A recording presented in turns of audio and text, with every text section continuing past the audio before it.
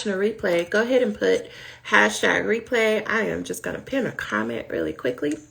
How y'all doing? Today we are going to talk about avoiding these 10 dissertation defense mistakes.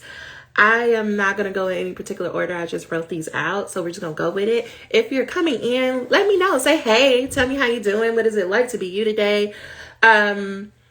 Here's the thing. Tonight, I'm going to be doing a whole presentation about how you can prepare for your dissertation defense and how you can do so with confidence. If you want to come and watch that presentation, go ahead and hit the link in the bio and join us inside the Institute. You get the first 7 days free, so you can try it out. And that's what I'm going to do. But today, I'm going to be talking about mistakes you should avoid. And I'm just going to get into it. Number one, not preparing for the defense. What I don't mean necessarily practicing your presentation. That's a whole different thing. What I mean by preparing is, what do you need to be in the room to help keep you calm? You are going to be incredibly nervous on this day. This day you have been dreaming of for years. This day you have been writing about and talking about and being like, when this happens, X, Y, Z. And now that the day is finally here, you're going to be nervous because it's a big moment. It's an important moment. And it's not about trying to avoid being nervous. It is about how do you help yourself because you're going to be nervous. What are some things that you can include in the room, whether you're going to go physically to campus and defend or you're going to be at home defending on Zoom? What are some things that you can have around you to keep you calm? I had a diffuser in my room because I wanted a candle, but I couldn't have candles on campus. So I brought my diffuser because it smells. I had pictures of my nieces that when they're making funny faces to make me laugh. I had something like a fidget with me. Some people bring blankets. Some people also please bring something to drink because it's nothing worse than being in defense when your mouth, you got cotton mouth and nothing to drink. So that is number one.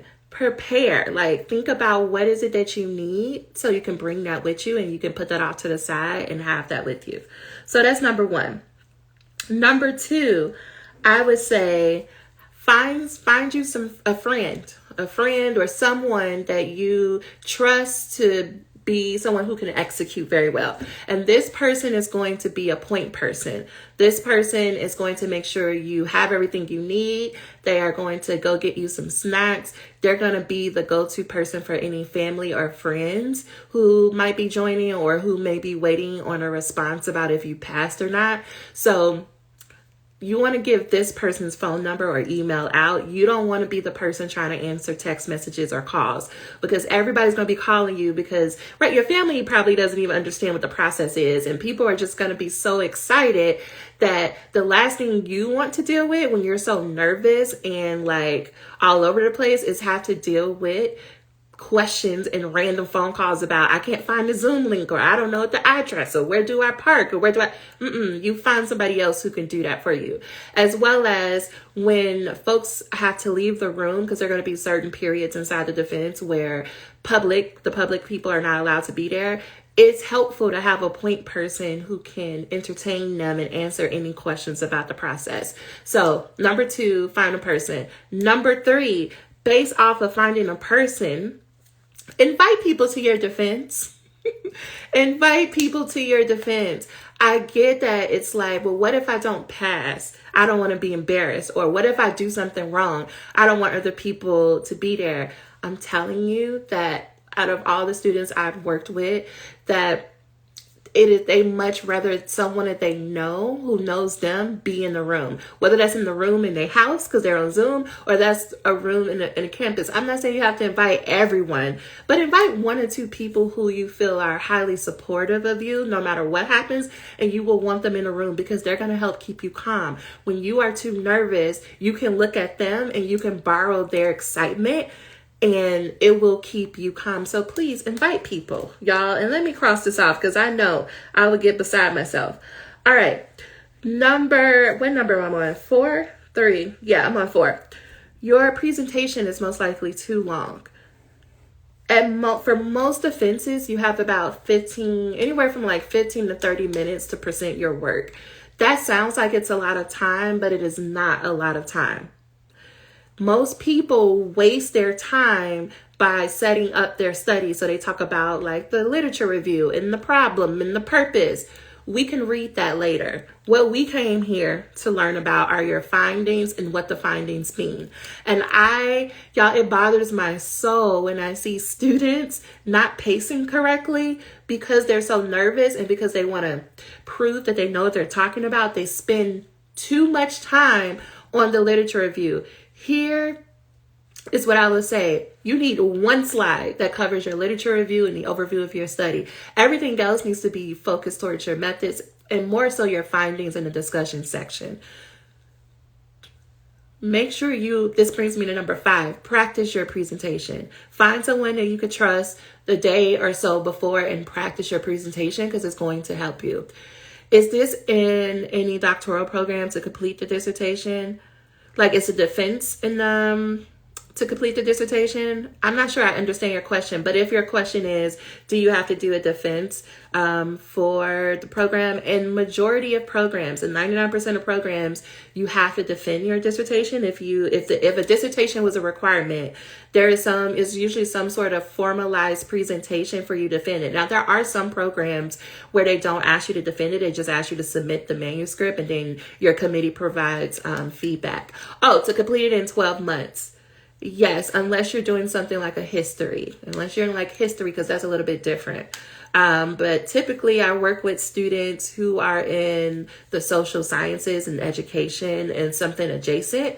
So I could speak to that in terms of 12 months or less, because really what I help folks to do is to establish a writing routine that works for them, that allows them to get words on the page and go through the process of writing and editing and the multiple rounds of feedback without succumbing to imposter syndrome, having confidence, right, and being willing to continue to go through the process. I find that most doctoral students are not struggling necessarily with what to say. They may need help with organizing what to say, but most of it comes down to, do you believe you can do this? Do you feel like you have what it takes? Do you have the confidence to write? And can you write without talking shit to yourself constantly? So let me know if you have more questions with that. And that was a great interlude because I was halfway through my list anyway of the 5 things. So thank you. All right. Where I'm at, number 6. Yeah, I think I'm at number 6, y'all. You know we're going to go with it. You're talking too much. That's the best way to say that. Someone asks you a question, and because you're trying to prove to them that you know what you're talking about, you start trying to answer questions that people didn't even ask you. And so what I encourage students to do is to answer the question that was asked, nothing more, nothing less. Where I see things go left in defenses for students is when they try to give more than what was asked. And so then they may bring up a different topic because they think that someone in their committee is trying to catch them up and trying to prove that they didn't read enough or something. And so they'll talk and talk and talk. And then a committee member will say, oh, that's interesting that you just mentioned that. You didn't mention that in your draft. Why didn't you mention that in your draft? And then now we're going down a rabbit hole that we didn't need to go down when you could just answer the question. It's reminded me of Dr. Natasha McClendon, in her defense. Someone asked a question and they didn't realize it was a yes or no question. And she just simply said yes. And everybody was waiting on a response and she just looked back at them. That's what I want you to do. You cannot make up because for people not asking great questions. If they didn't ask a clear question, that's on them. But your job is to only answer the question that was asked. Don't try to get fancy with it. Just keep it cute. Which then brings me to the next one. I don't know what number I'm on anymore. But the next thing is, do not interrupt your committee if they're talking with each other. You have to remember, this is a group of academics who have an hour, 2 hours, 3 hours in one room where they get to talk about your research project. And because they're academics, they love to nerd out. They also, I don't know what happens with the committee, but they just feel the need to just talk extra. And sometimes committees will start to have a debate amongst themselves. You want to sit there, drink your water, and mind your business. This is not the time for you to interrupt. This is not the time for you to clarify. This is not the time to be like, I just want to nope. You want to sit there and drink whatever you're drinking. And you wait for someone to ask you a question directly. Why? Because you have no idea what the conversation they're having is really about. Do not assume that it's about you. Do not assume that they're trying to help you because you don't know what you're doing. No, most of the time it is a pissing match between committee members that started long before they were ever on your committee. Most of the time there's a political thing happening that you don't need to concern yourself with. If they are arguing about if you should do this or if you should have said this, let them talk about it. And it's only when they respond to you or they direct a question to you or a comment to you that then you engage. Because I see students interrupt and they put themselves in the middle of the thing, and now they got to go rewrite a whole dissertation, or they're trying to go back and forth with a committee member. That's not your job. Your chair's job is to protect you. Your chair's job, and maybe this should be a whole number in itself. So I'm going to make it number 8, y'all. Your chair, their job is to protect you, which is why, and I'm going to add this as number 9 or somewhere, go with me, which is why your chair does not want you to send your drafts to your committee. I know some of you, I was just coaching someone on this yesterday, and they were like, oh, I'm going to go meet with my committee before I submit my final draft to my chair. And I was like, I don't know if I would do that. Because your chair is more aware of politically the dynamics between other committee members, whether they know them or not. And your chair holds the most political power on your committee. Your chair job is to get your manuscript in a good enough shape so that when you send it out to your committee, everybody's going to be on the same page about how you should move forward. When you get into the actual defense room, it is your chair's job to interrupt if someone is coming at you left, if somebody's trying to say something that is like, that's inappropriate. It is your chair's job to be like, we're not doing that. Which is why when you first go into your defense, the committee, they're going to go into a different room and they're going to have a conversation. And that conversation is usually your chair saying, okay, we're here for the defense of so-and-so. You all had 2 weeks to read over the document. Do you have any major concerns? And it is in that pre-meeting that the committee gets to say, well, I have a concern about this section, or I want to ask questions about this section. And then the chair's like, okay, is there anything else that you have concerns about or that you're going to ask questions about? Why? Because the chair then is making a mental game plan of how they want to guide a discussion to help you show up in your best light and to protect you and to make sure that your other committee members don't get out of line. But if you interrupt them, or if you are trying to take matters in your own hand because you don't trust your chair, you don't trust someone to do that for you, you may unknowingly sabotage your whole defense. You have to trust that your chair is going to do their job. And I know for some of you that is challenging. But you have to trust that they will do their job when you get into the defense. You don't need to interrupt that. Okay? I don't know where I was at, so I'm just going to keep talking. The other part is at the end of your defense, whether you pass with revisions, without revisions, there is still a conversation that happens at the end between you and your committee, or maybe it's at the defense, or maybe it's a little bit after you schedule a different meeting, but there's going to be a conversation where they say, here's what we suggest you publish on, here's what we suggest that you rework if you're going to submit to any award ceremonies or award what's the word I'm looking for? People, I don't know, like conferences or whatnot. They may say like, this is not critical. I don't need to see this, but you want to think about reworking this section before you submit it to the graduate school. There's always an additional conversation. Because the version of the dissertation that you're defending is not going to be the same version of the dissertation that you submit for awards or that you publish on, that you present at conferences on. You have so many different time gaps where you're going to edit it and you're going to go back and forth. The version you defend, you're going to come back in a few months and laugh at that version and be like, now who allowed me to be doctor with this? But it's all a part of the learning process. So prepare for that conversation, because I know a lot of students think that something must have gone wrong or that somebody lied to them because now they're having a conversation about feedback, when it's just a natural part of the experience. And then the last thing is have fun. Oh, have some fun in this defense. It's meant to be fun. You want to play some good music. You want to throw some quotes and some jokes inside your slides, right? You want to go back and forth with the people. Oh, I think I must have missed that one. Invite people to your defense. I think I said that, but I want to reiterate this. Invite your friends, invite your family. This is just as much as their degree as it is yours. I know they went with you at the long nights. I know they didn't read all the stuff that you read, but they have been telling everybody and their mama and the church and the deacon board and the lady who does their taxes. They've been telling everybody that you about to be a doctor, and they want to share this moment with you. Allow them to share the moment with you, because that is one of my favorite things to watch on a defense, is to look at the family members, especially when it's on Zoom, like family who they don't get to see.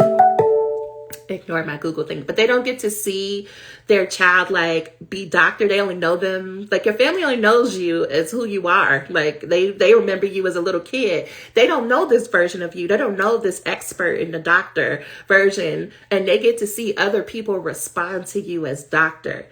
That is so powerful. That produces so much pride for them. So please invite them. Okay, y'all. Do y'all have any questions or anything, whether it's about the defense or anything about dissertations or just, life? How y'all doing?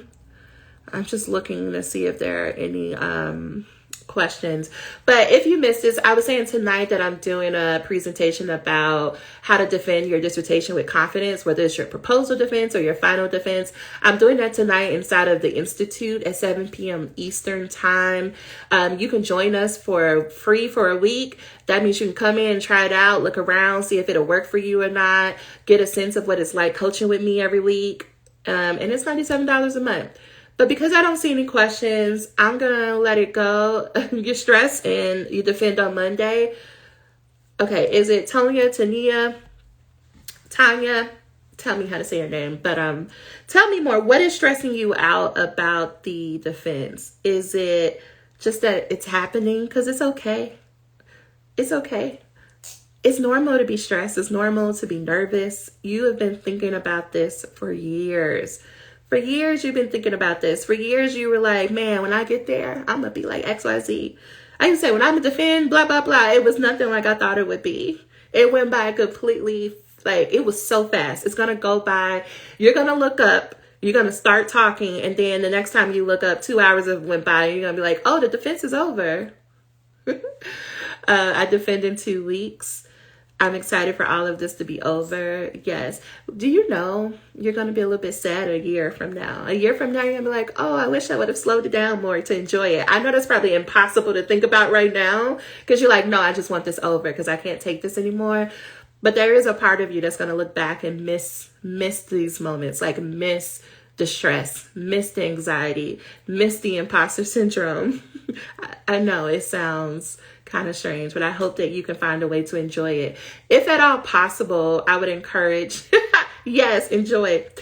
If at all possible, I encourage y'all to document how you're feeling right now. So since you have 2 weeks, and for other person who's just defending on Monday, like turn on your phone, like your notes app, or I don't know, find some way to record yourself, like go to Zoom and record yourself and just allow yourself to just talk about how you're feeling, talk about what you hope will happen, talk about what this process has meant to you. You're going to want to come back to this. You don't have to share it with anyone else, but you're going to want to come back to this to remember how you're feeling.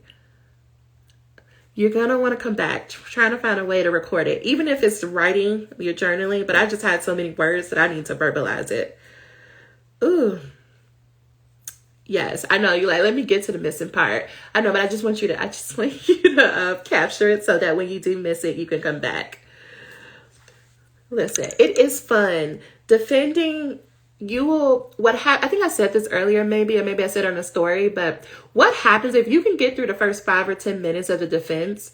What if you allow yourself to like realize like, oh, I'm talking and I am the smartest person in the room on this topic? Because as people begin to ask you questions, what you will realize is like, oh, their questions are not even that hard. Their questions are so easy. And you're going to find yourself just getting into a stride of where you're just answering and nerding out. You're going to walk away from your defense feeling like, I didn't even get to talk about the other parts. I didn't even get to go deep into it. And that's why publishing is a whole thing. That's why you can publish off your work for a good 3 to 5 years. But you're going to realize that the questions people are asking you does not even require that much energy from you. And that is where you can allow yourself to have fun. I got a little bit snarky doing mine because I was like, stop asking me random questions. I kind of want to do a doctoral program, but I want my life back after graduation in May. That's fair. That's fair. I tell people, like, unless you have a clear, strong reason as to why you want to go to somebody's doctoral program, don't do it. Don't do it. It's not about gatekeeping. It's not about me questioning if you have the ability or capacity to do it. It is about, if you don't have a clear why, just save yourself. Save yourself.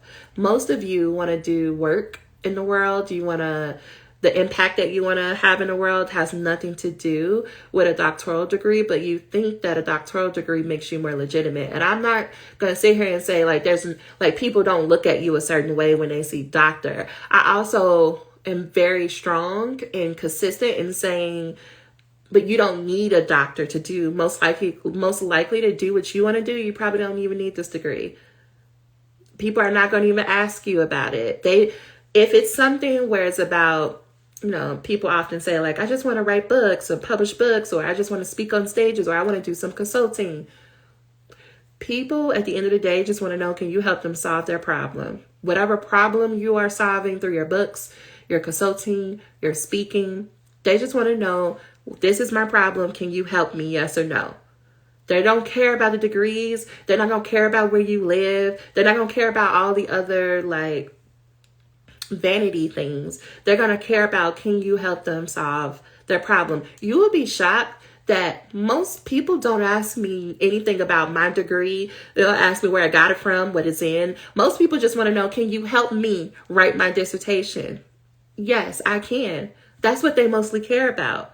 If someone does ask me about where I got it from and what it's in, that's like, oh, that's nice to know, but it does not make or break my business. It does not make or break the impact that I have on students. It does not make or break the impact that I think I'm almost at 60 folks who are doctors, and y'all know my goal is 100. People are not asking what you think they're going to ask. The only thing standing in between you and what you really want is you giving yourself the permission to go after. I know that sounds cliche, but I know that to be true in my Oprah voice. You are the thing that's in your way. Give yourself permission to start. Give yourself permission to be bad at it. Give yourself permission to make mistakes. Give yourself permission to be like, oh, that wasn't right. Let me do it again. In the same way that because you're either going to have to figure out how to do that in a dissertation, or you figure out how to do it in the thing you really want to do. And I would just suggest that go do what you really want to do. Don't put another obstacle in your way, like a doctoral degree. Okay, I'm getting off my soapbox, because that's not what you asked me. I'm probably worried most about the line of questioning. So most of the line of questioning is going to be, okay, what are the findings? What are your major themes? What are the major themes? Why did you choose those? And okay, if those 3 to 5 things are the major themes, now that we know that, what are we supposed to do with that information? So go to your recommendations for practice, for future research. Those are where the main questions are going to come in.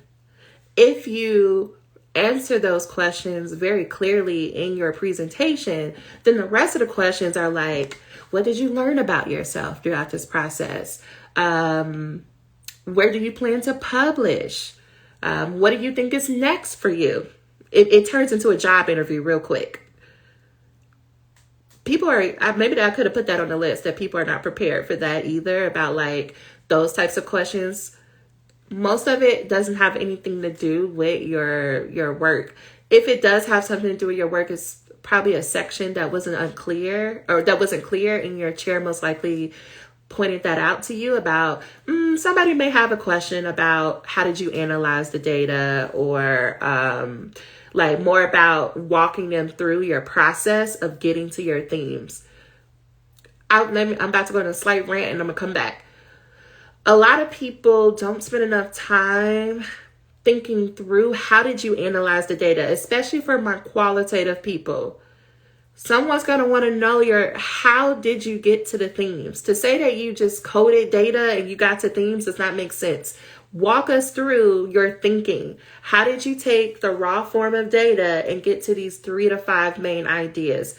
help us understand what you use to make those decisions. People are going to ask you questions about that.